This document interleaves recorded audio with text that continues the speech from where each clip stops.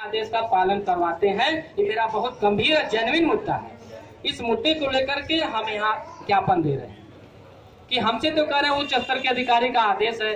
क्या मुख्य सचिव उत्तर प्रदेश शासन से बड़ा कोई अधिकारी उत्तर प्रदेश में हो तो हमको बता दे, या न्यायालय से बड़ा कोई अधिकारी हो तो हमको बता दे।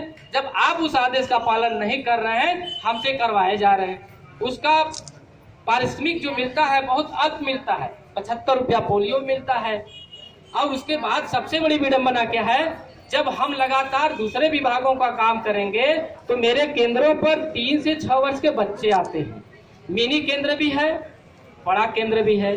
तो बच्चों का आने का जो कार्यक्रम है, आंगनवाड़ी केंद्र को उनके साथ समायोजन करके पढ़ाने, मानसिक शारीरिक विकास करने, कुपोषण दूर करने का जो सामंजस्य टूट जाता है।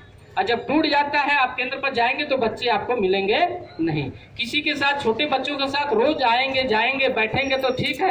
अगर 1 महीना हमारा जो कार्यक्रम है बीच में अगर खाली हो गया तो बच्चे भी खाली हो जाते हैं।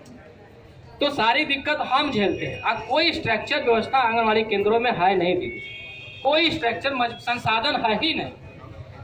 अभी हमारे यहाँ एक ECC आया हुआ है कि आंगनवाड़ी केंद्रों को सजाना है, संवारना है, झोला बनाना है, सारा चीज करना है, उसके लिए कोई बजट नहीं है। एक केंद्र अगर संवारेंगे, अगर अपने पास से 500 रुपया लगा के संवारेंगे तो अधिकारी अच्छा नहीं है, फिर 1000 लगाएंगे।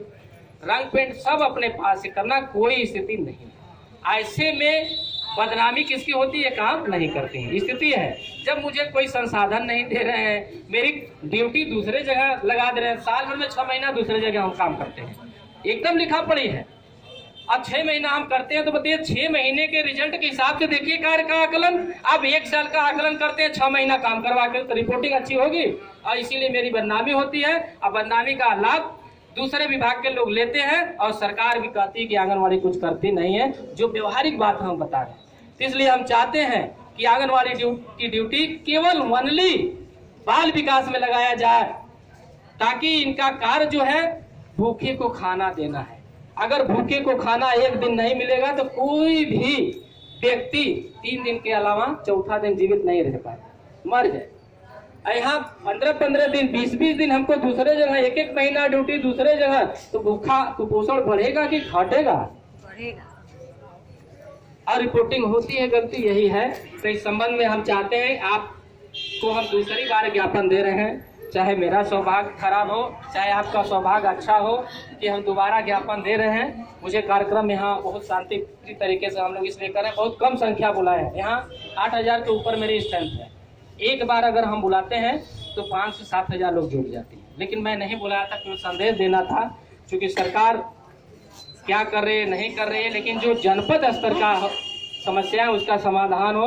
और विभाग में कुछ हमारी मुख्य सेविकाएं हैं, हम आपको बता दें सबके सामने, ऊपर के अधिकारी के पैसा देने के नाम पर जबरदस्ती पैसा वसूल रही हैं, जिसका मैं वीडियो रिकॉर्डिंग कई बार दिया हूं और ऑडियो रिकॉर्डिंग दिया हूं। जबरदस्ती पैसा मांगते कोई कार्रवाई नहीं होता, इसलिए कि उनके घर के लोग नेता हैं। जिस पार्टी की सरकार बनती है उस पार्टी के नेता हो जाते हैं। तो सरकार की जो मंशा है, जो अधिकारी की मंशा है भ्रष्टाचार कम करने के लिए, भ्रष्टाचार कम नहीं हो रहा है, उसका भी प्रताड़ना आंगनवाड़ी को झेलना पड़ता है। तो हम चाह रहे हैं कि जब तक आप रहे या जो भी स्थिति हो, हमारे आंगनवाड़ी केंद्रों में इतनी अच्छी स्थिति हो जाए कि सभी बहनों का सम्मान बढ़े, कोई कहने वाला न हो कि आंगनवाड़ी पुष्टाहार भी। इस तरह का माहौल हम बना रहे हैं, पूरे जनपद का मंडल पूरा बना रहे हैं।